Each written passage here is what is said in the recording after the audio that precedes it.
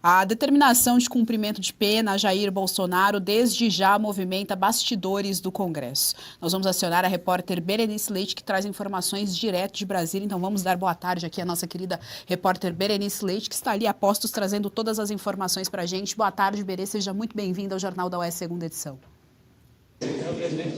Oi, Geise, muito boa tarde para você também, para toda a nossa audiência. Eu falo aqui de um dos corredores do Senado Federal, bem em frente ao gabinete do líder da oposição no Senado, o senador Rogério Marinho, onde neste momento acontece uma reunião com os principais políticos da direita. A movimentação é grande aqui, começou por volta de umas 3 horas e 50 minutos.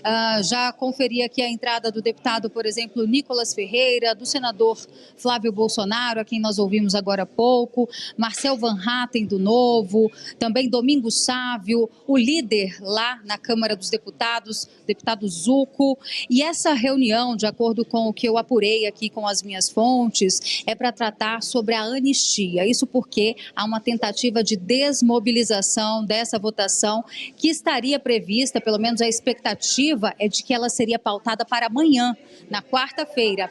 No entanto, há um desacordo, ou seja, partidos de centro que firmaram apoio em votar a anistia estariam colocando algumas condições, junto com o apoio também do presidente da Câmara. Que seria essa condição principal? De que a anistia, que o texto apresentado pelo relator Paulinho da Força não fosse desconfigurado. Nós vimos ontem, durante uma entrevista coletiva ao final da reunião do PL, o senador Flávio Bolsonaro explicando que a estratégia era, após a votação e aprovação do texto de Paulinho da Força, a oposição apresentaria ali os destaques e aí sim, via destaques, via emendas, aprovando uma anistia ampla, geral e restrita. E é justamente nesse ponto é que agora temos um problema.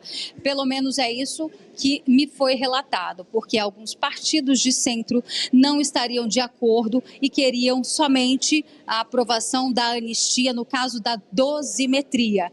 Diante desse desacordo, a oposição está reunida nesse momento para tratar sobre essas questões. Afinal, o regimento interno está aí para ser usado e era justamente usando desses dispositivos legais que a oposição tenta modificar o relatório de Paulinho da Força, que prevê apenas uma redução de penas. Vale lembrar que a reunião de líderes que teríamos hoje foi cancelada. Isso não é comum acontecer. Geralmente, a reunião de líderes acontece na terça-feira, no mais tardar ali até umas 14 horas. Isso não aconteceu até o momento. Foi desmarcada, inclusive uma das lideranças me confirmou que não teremos reunião de líderes e não há uma previsão de quando isso vai acontecer. E por que isso é importante? Porque é justamente na reunião de líderes onde eles decidem o que entra na pauta de votação. Na de hoje, a gente já sabe que foi convocada sessão plenária, não teremos a pauta da anistia, mas de fato isso só estaria programado para acontecer amanhã, o que agora já não temos mais certeza se vai acontecer e como vai acontecer. Outro ponto importante, Geise, é que o presidente da casa, Hugo Motta, teria uma viagem marcada ainda nesta semana. Ele viajaria para a Europa, se encontraria inclusive com o Papa e participaria de um evento em Paris, um evento organizado por João Dória. E parece que ele cancelou essa agenda e pretende ficar agora nesta semana. Não sabemos se é justamente para dar força para a votação da anistia ou justamente para barrar. O fato é que o vice-presidente da mesa, que é o deputado Altineu Cortes, já informou que na falta de Hugo Motta, ele vai pautar a anistia. Então eu sigo daqui acompanhando o final dessa reunião, a saída dos parlamentares e, claro, a qualquer momento a gente aciona aqui e atualiza vocês ao longo dos nossos telejornais. Muito obrigada, Berenice Leite, pelas informações aqui no nosso Jornal da Oeste. Qualquer informação daí, só nos acionar.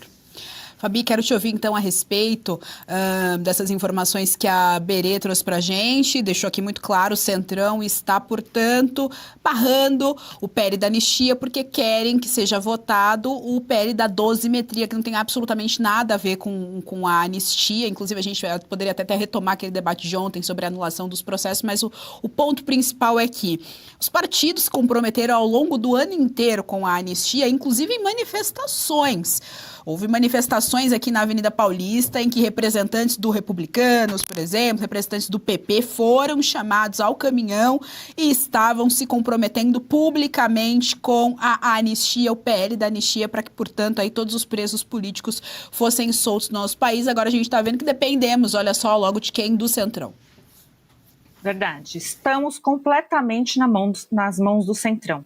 Kassab deve estar super feliz, o próprio Valdemar deve estar super feliz, né? Então a gente tem essa condição no Brasil, né? Nós somos reféns dos caciques partidários.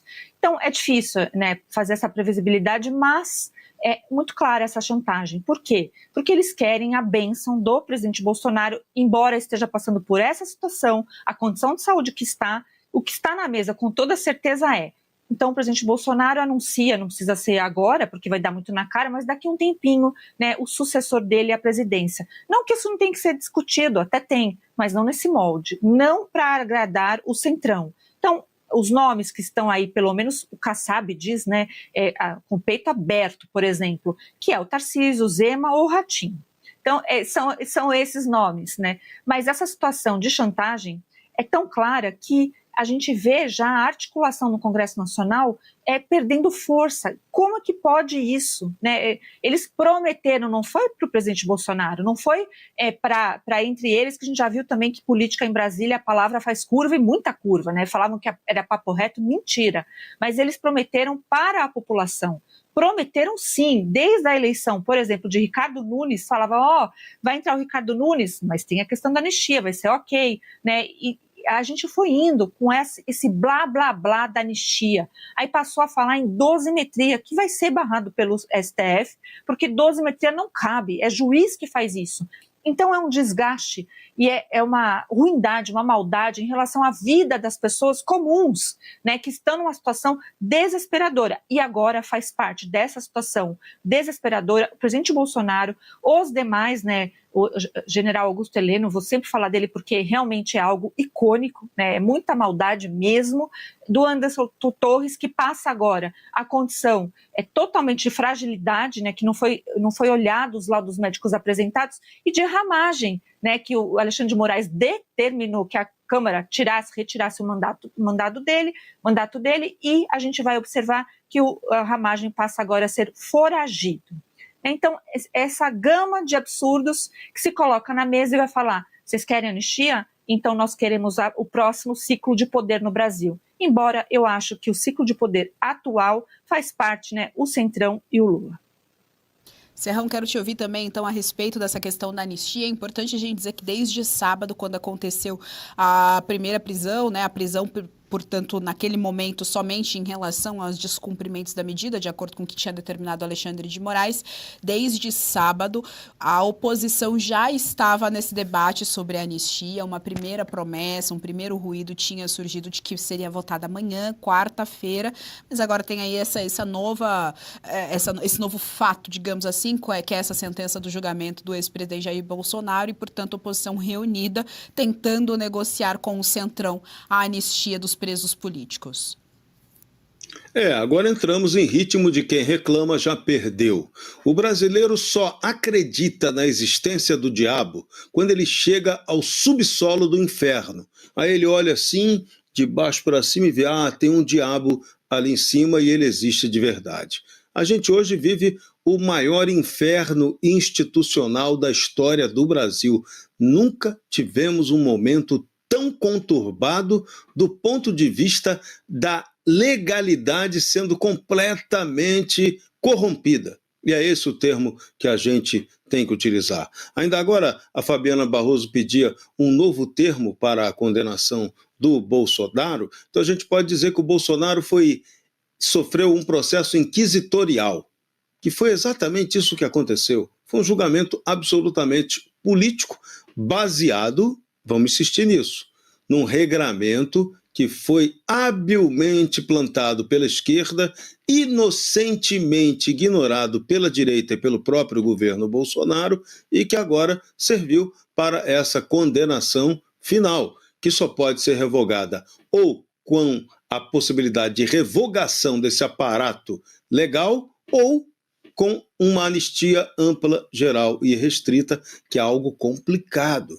de ser aprovado pelo Congresso Nacional, que idealmente deveria ser aprovado num formato de proposta de emenda constitucional para não ter nenhum risco de sofrer contestação do Supremo Tribunal Federal. Porque qualquer lei de anistia, qualquer projeto de lei de anistia vai ter o acionamento automático da esquerda ao Supremo Tribunal Federal, e o Supremo Tribunal Federal, que praticou o julgamento, vai considerar a lei inconstitucional, uma lei que passe por cima da vontade do julgamento soberano, vamos usar essa palavra, do julgamento supremo, usemos outra palavra, do Supremo Tribunal Federal. Então, é uma complicação danada, tudo porque não se fez a política da maneira certa na hora exata, Geisiane.